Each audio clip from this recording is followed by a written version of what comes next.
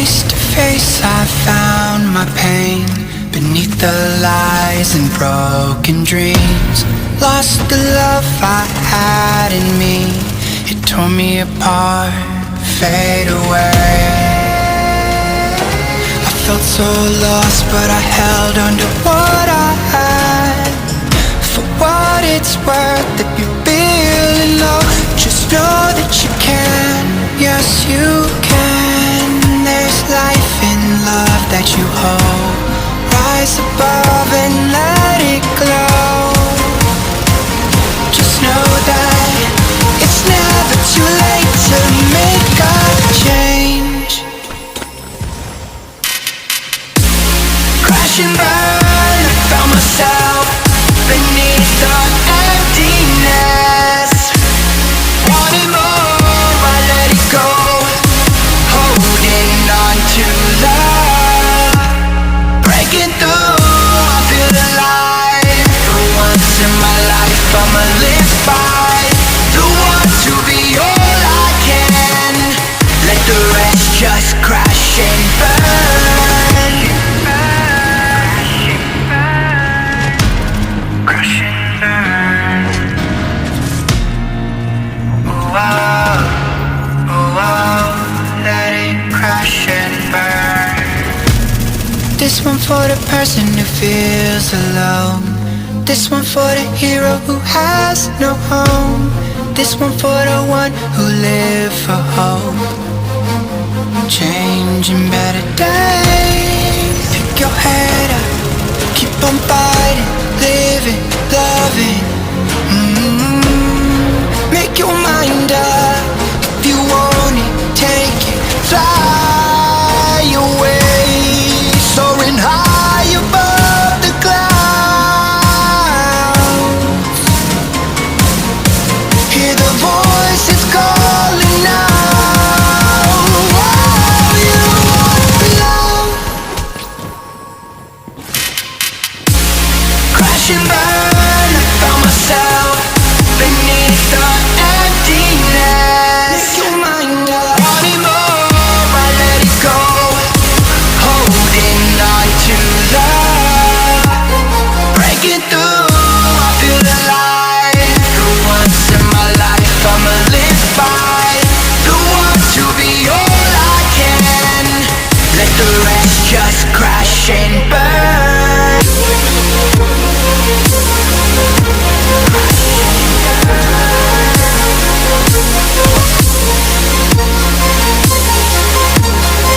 Let the rest just crash and burn.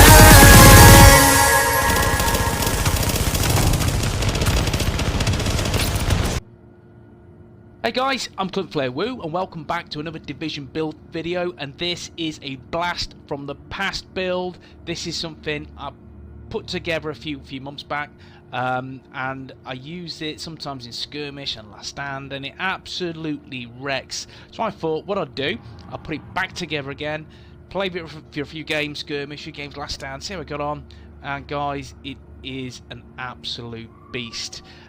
This, you know, you're rolling back the years with this build. It is absolutely insane. What we're talking about the Hexo build. Okay, so take a look at my 7.2 firearms, 5.3 stamina, 2.9 electronics, Hexo beast. Okay, so what is a Hexo build? It's all about gear pieces that don't normally fit together, but they do because of one item, and that is the skull gloves. Okay. What the skull gloves does, it damage increased by 16% when no set bonuses are active. So that means you cannot have a 2-piece of one piece of gear, or you cannot have a 3-piece or a 4-piece. It has to be one soulless piece. Simple as that. So as you can see, I have 3 exotic pieces, I have 2 gold pieces and a striker holster. But what we'll do, we'll start from the top as what I usually do, and we'll take a look as I go down. I'm rolling with a Barrett's chest piece, and what that does is no skills and cooldown increases skill power by 10%. 1 skill and cooldown increases damage by 5%. 2 skills on cooldown increases armor by 10%. So in a nutshell, if I've got no skills on cooldown, I get 10% extra skill power. That would be an extra little bit of a pulse, or a bit of booster shot, you know, a bit of immunizer. That gives me a little bit extra skill power, which is nice. But I use it for this. 1 skill on cooldown increases damage by 5%. And the key is to this build is to make sure you pop your booster shot, then go in for the kill, because you're going to get that 5% extra damage from the Barretts. You've got 16% damage from Skull Gloves, and then you've got the damage extra from the booster shot. So it's all about dealing a lot of damage with this build. And the last one is 2 skills on cooldown increases armor by 10%. And how have I got the build set up? Let's take a look. My majors, they are skill haste, health, and ammo capacity, and the 2 mods are both stamina, health. A rehabilitated mask. Now, a lot of people will say use tenacious, get 10% extra damage, which is good. Big tick for me. I enjoy that. It's a good build. I like that. I like that mask. You could have refreshed. That's also a good option. That will get me extra bit of healing in my last health segment, which is quite nice. You could have Ferrous Mask again if you're playing a lot of Skirmish and there's always flame turrets. You know, you can obviously run and shoot and go through the flames, which is also a really good handy trick to have up your sleeve. But you can have this rehabilitated, which gives me healing 2% every second during status effects. And if you've not run into a pred recently, then this is definitely usable. And I prefer this. I do like the tenacious 10% damage. Yes, it is really, really good, but I have found more value in this due to the amount of preds I've come across in Skirmish and Last Stand. Every game I've played dozens of games over this weekend, and all I'm seeing is every single team of 4, there's a pred.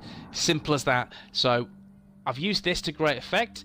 I think it works exceedingly well on the build. You don't have to choose this. You could choose again Refresh for the extra bit of healing. We could choose Tenacious for the extra bit of damage. But I've gone for Rehabilitated, and it works perfectly for the way that I play. So guys, that's my preferred option. Anyway, majors. Critical hit chance minus burn resistance, which is key on the build, and stamina health as the stamina mod. Onto knee pads. Short Bow Championship knee pads. They work exceptionally well. Again, not many people use these knee pads simply because there's stronger gear. For example, if you attach a classified gear set item, you will get an extra value of 129 points, which is nice. Personally, I like the grenade time. I really do. It throws people off guard. Dropping that grenade as you do, it's going to get them all over the shop. And as you see in the footage, it does work, and it can still be used to immense effect if you use it correctly. So personally, I've gone for the short bow knee pads. But again, guys, if you feel like your classified gear is up your street to get the extra bit of value from the build, and I'm talking an extra couple of thousand toughness or a couple of thousand, you know, for primary firepower, that is up to you personally. But for me, I like the grenade time. It's awesome. Okay, have we got this set up? It's health as the major, blind death, damage to elites, burn resistance, stamina critical hit chance, and first aid self heal. In an ideal scenario, I would have liked to remove the damage to elites and get bleed resistance on here. Personally, that would have been key. However, again, you've seen how it works and how I build it, and I don't feel a need. It's not a necessity. It's just a nice to have. But again, I can only deal with what I've got, and it wasn't rolled too well, so I rolled health as the major.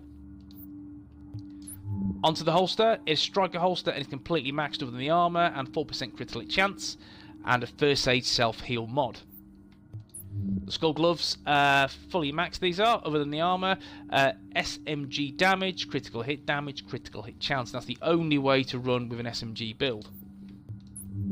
And a specialised backpack, which adds 200% of firearms and stamina to skill power, 9% critical damage, and burn resistance. So again, flames ain't going to touch me. This is pretty cool. Again, the old pred, if I had bleed resistance on my backpack and knee pads, I'd be in a super sexy place. However, I don't. I have a lot of burn resistance, as you can see. Knee pads, there's 33%. On my mask, there's 15. Again, this is not max by any stretch. So 33 and 15, 48. And then the 17 there, 65% burn resistance, which is really, really good. So when you do come across them, Firecrest builds or tacticians with seekers and turrets, they're not going to take you out. It's as simple as that, because you've got that burn resistance, which is key. And on here, stamina critical chance and 2 first aid self-heal mods to boot as well. Take a look at the character sheet. 48% critical hit chance. I've got a weapon damage base of 24/7. I'll show you how I can boost that very shortly. 121% critical damage, 62% headshot damage. Just the relevant bonuses, 16% from Skull Gloves, which is nice. Abilities, it's all about the boost shop. Make sure you've got that attached. A self healer 74k, which is nice. It's all about getting that damage with the build, and again you'll have it in theory around about 3/4 of a health segment, which is nice given healing nowadays. You don't get a lot back unless you're basing skill power, so to get that little chunk back helps, and it does pay dividends. Immunizer support station, again it's all about removing the bleed. It's all about getting a little bit of heal back as well on the build. Personally I prefer this over a pulse. It's not going to have too much benefit for me and how I play, but support station does work key. Talents, adrenaline, again as I said, pred everywhere. This discounts that for 7 seconds, which is nice, so make sure you have adrenaline equipped at all times. Critical save, which is key. Combat medic again, which is key. And then the big one, precision, and that will give me 12.5% critical hit chance, 25% critical hit damage. As you've probably seen in the character sheet, my critical chance is currently set at 48%. I can get that to 51% on the build. That's easily done. However, if I pop a headshot, I have a max critical hit chance at 60%. I can't go beyond that. That is the max. That is the tier that I can't go beyond. So 48% is a very healthy place to be. And then I've adopted more into stamina and health to make me more survivability in Skirmish and Last Stand, to make me survive longer to deal more damage. So precision is definitely key. Make sure you have that equipped. Now that's base. Let's take a look when I just pop here. Pop booster shot. And let's take a look at this. 563,646 as in my primary firepower. The house 28.6k, which is very nice. I can deal with that. I'm very happy. Drops down to 506, which is strong. That's Barrett's helping me out. Now the weapons, it's all about the house. The house, best gun in the game. SMG, I'm an SMG player at heart. This is what I'm all about. So talents, unforgiving, top talent. This will get you the win in face trades quite easily. And someone's going to say in the comment section, and they always do, what about responsive? That 10% flat out damage at all times. Yes, I agree, it's great, it really is. But you've got to remember, most of your face trades, most of your battles, when you're running a build like this with 5-3 stamina, 458k toughness, unforgiving, you're always going to be there or thereabouts at the last health segment. So you get that extra 15% damage, so 25%, given you're running this build, it's all going to multiply. It's all going to work out heavily in your favour. So if you're in a one-on-one with another player and they start to take your health down, which they will, unforgiving, as soon as it procs, you will shred. It's as simple as that. Unforgiving, I've won so many one-on-ones using unforgiving. So personally, I feel it has immense value. It really does. Unless it's on a Nomad build. Simple as that. Nomad, responsive all the way for the 10% damage at all times, or vicious, 10% critical chance because of your extra segment of health. But when it comes to this build, unforgiving is the talent to choose. Then you have good old deadly, critical damage increased by 15%, which is just another go-to talent. Card counter, we know what card counter does on the house. Weapon attachments, critical chance rate of fire, critical damage, critical chance headshot damage, and it's all about build in the critical chance and damage. My tactical ACR, this is my secondary weapon. I use this on most of my builds. I don't really use it as much in Skirmish and the Last Stand. I do in the Dark Zone. But what was you got equipped? It's got Predatory to get me that health kick back as well, which is good. Sustained, which is also very nice. That 6% health increase always helps. And Determined, killing a target reduces all skill cooldowns by 7.5%. Last Stand, this is really good, really strong, because again, to build up to that recovery link as soon as you can get it, just make sure you're taking down NPCs. They're all going to be red bars, so very easily to take down, and you'll get your recovery link back in no time. So definitely have that as your secondary. Well, that's my personal opinion, but this is how I've got the build set out. And in terms of attachments, critical chance, stability, critical damage as the major go-tos on my utility weapon.